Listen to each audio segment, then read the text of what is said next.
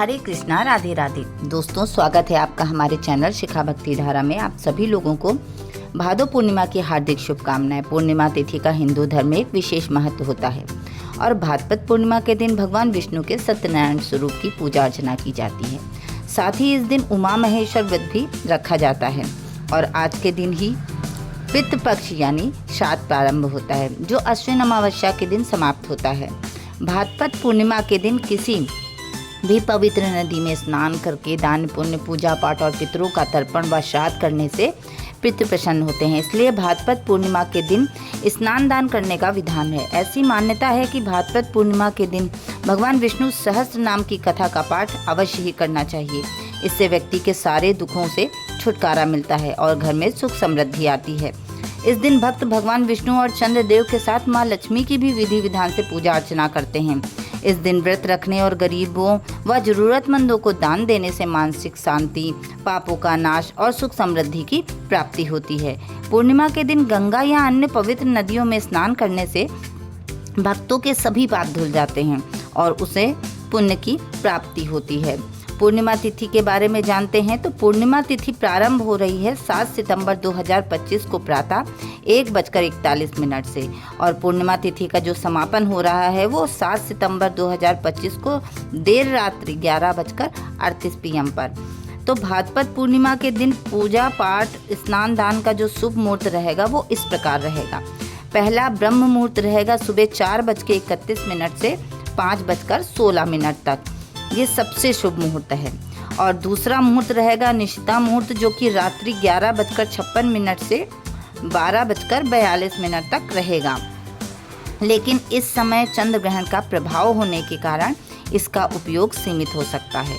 दरअसल 7 सितंबर 2025 को चंद्र ग्रहण रात्रि 9:58 से देर रात्रि 1:26 तक रहेगा और सूतक काल दोपहर 12:57 से प्रारंभ हो जाएगा। तो सूतक काल में पूजा पाठ और अन्य शुभ कार्य वर्जित होते हैं, इसलिए सभी धार्मिक कार्य दोपहर 12 बजे से पहले ही पूर्ण कर लेना चाहिए। आइए जानते हैं कि चंद्र ग्रहण के साय में किस प्रकार पूर्णिमा की पूजा करें। और इस दिन सुबह ब्रह्म मुहूर्त में उठकर किसी पवित्र नदी में जैसे गंगा, यमुना या अन्य में स्नान कर सकते हैं। यदि संभव ना हो तो घर में ही स्नान के बाद जो है पानी में गंगा जल मिलाकर आप स्नान कर लीजिए। स्नान के बाद सूर्यदेव को अर्घ्य अर्पित करें और सूर्य मंत्र ओम सूर्याय नमः का जाप करें। ये कार्य मन को शांति और शरीर को पवित्रता प्रदान करता है। इसके बाद पूजा स्थल को अच्छी तरह से साफ करें और एक चौकी पर लाल या पीला कपड़ा बिछाएं। इस पर भगवान श्री हरि, माता लक्ष्मी और चंद्र देवता की मूर्ति या चित्र जो भी हो उसे स्थापित करें। पूजा सामग्री में रोली, चंदन, फूल, धूप, दीप, नैवेद्य, पंचामृत और फल आदि शामिल कर लें। पूजा की तैयारी के दौरान शुद्धता और भक्ति का विशेष ध्यान रखें। इसके साथ ही इस दिन भगवान सत्यनारायण की पूजा का विशेष रूप से की जाती है और लोग सत्यनारायण भगवान की कथा भी सुनते हैं। इस कारण आप सत्यनारायण व्रत कथा कराएं या सुख कथा पढ़ें, जो सुख, शांति और समृद्धि के लिए अत्यंत फलदायी होती है। पूजा के दौरान भगवान विष्णु के मंत्र और माता लक्ष्मी के मंत्रों का जाप करते रहें। पूजा के बाद जरूरतमंदों को अन्न, वस्त्र, धन या सफ़ेद वस्तुएं जैसे दूध, चावल या मिश्री आदि का दान करें। ये कार्य चंद्र दोष को दूर करने और पुण्य प्राप्ति में सहायक है। इसके साथ ही पितरों के लिए तर्पण और श्राद्ध कार्य करें, क्योंकि ये दिन पितृपक्ष की शुरुआत का प्रतीक है। पितरों की तृप्ति के लिए तिल और जल से तर्पण करना विशेष रूप से माना जाता है।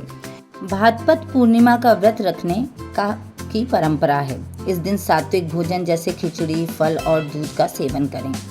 मांस, मदिरा और तामसिक भोजन से पूरी तरह बचें। दिन भर भगवान का स्मरण करें और क्रोध व नकारात्मकता और अनैतिक कार्यों से दूर रहें।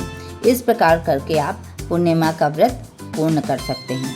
इस बार पूर्णिमा में चंद्र ग्रहण का साया होने के कारण सभी कार्यों का समय थोड़ा पहले ही है, इसलिए आपको अपने अगले वीडियो में हम चंद्र ग्रहण किस समय है, कब सूतक लग रहा है और चंद्र ग्रहण के समय पूर्णिमा की पूजा, व्रत या और भी कार्य हैं जिन्हें कैसे करना चाहिए, इस बारे में हम आपको अपने अगले वीडियो में बताएंगे।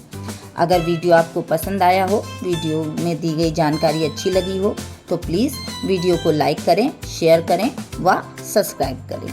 राधे राधे।